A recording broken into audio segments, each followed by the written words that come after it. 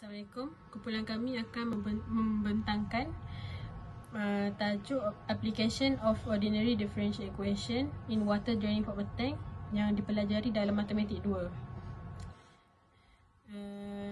Lecturer yang membimbing kami ialah Medah Hazwani binti Bacok, dan kumpulan kami terdiri daripada 3 orang, Nur Akilah, Nur Zamira dan Nurdini Batrisha. List of content dalam slide kami ialah introduction, problem statement, mathematical model, step by step solution, diagram, discussion and conclusion, reference and Q&A. Untuk introduction, an ordinary differential equation iaitu ODE is an equation that show how a quantity change over a time using derivative. So ODE are used to model real world system like heat, motion, population and fluid flow. In this project, we study how water drain from a tank through a hole at the bottom, and the rate of water height change depends on the current height real situation in engineering. This is model using a first order separable ODE, which is simple and suitable for this kind of problem. First order ODE is chosen because it effectively describes system where the rate of change depends directly on one variable. Untuk tajuk problem kami ialah water tank is draining through a small hole at the bottom. The rate at which the water level drop is proportional to square root of the water height in the tank. Initially, the tank has 4 meters of water. Form an ODE to represent the situation and determine the height of water after 10 minutes, assuming the proportional constant is K equals to 1.1. 0.1. Sorry, K equals to 0.1. Okay, nama saya Nur Akilah binti Adam. Saya akan sambung pembentangan ini.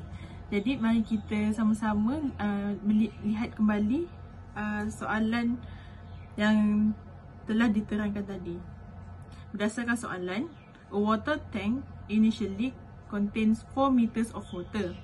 The water drained through a hole at the bottom, and the rate of change of the water height is proportional to the square root of the water height. So given that dH over dt equal to negative K square root H, and then H0 equal to 4, and from the question K is equal to 0.1, and the question want to find H10. Okay, saya akan terangkan step by step mathematical solution. So step yang pertama, we need to start with the ODE. So dari dH over dt sama dengan negatif 0.1 square root H. This is a variable ODE, so we rearrange it. Jadinya punca kuasa 2H bawa ke sebelah kiri, jadi dH over square root H equal to negative 0.1 dt. Step yang kedua, kita kena simplify bahagian yang sebelah kiri. Jadi kita perlu integrate dH over square root H sama dengan integrate H kuasa negatif 1/2 dH. Tekan kalkulator, kita akan dapat 2 punca kuasa H. Jadinya 2 punca kuasa H sama dengan negatif 0.1 T tambah C. Kita kena integrate the both side. Lepas dah integrate the both side, step yang ketiga, kita apply initial condition iaitu H0 sama dengan 4. Jadinya daripada 2 punca kuasa H sama dengan negatif 0.1 T tambah C, H kita gantikan dengan 4. Jadinya 2 punca kuasa 4 sama dengan negatif 0.1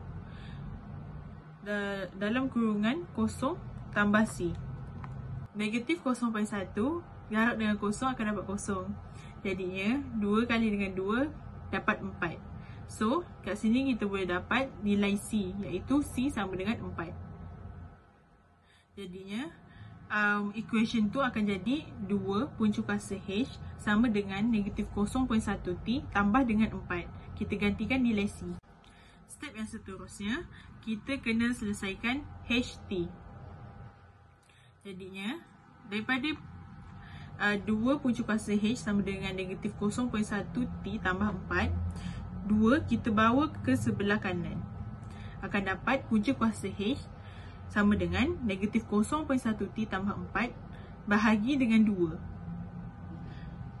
Jadi, H dalam kurungan T akan dapat negatif 0.1T tambah 4 bahagi 2 kuasa 2. Sebab punca kuasa bawa ke sebelah kanan akan jadi kuasa 2.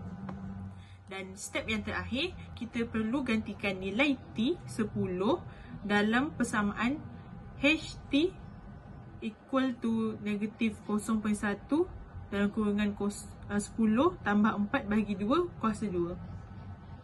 Bila kita tekan kalkulator, negatif 0.1 darab dengan 10 akan dapat negatif 1.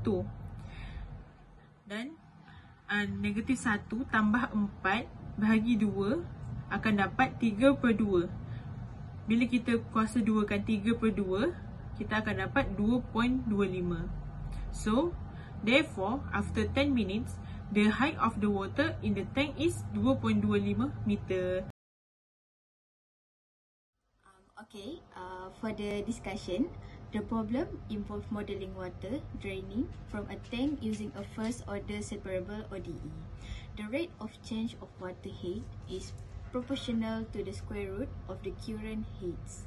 We use separation of variable to solve the differential equations.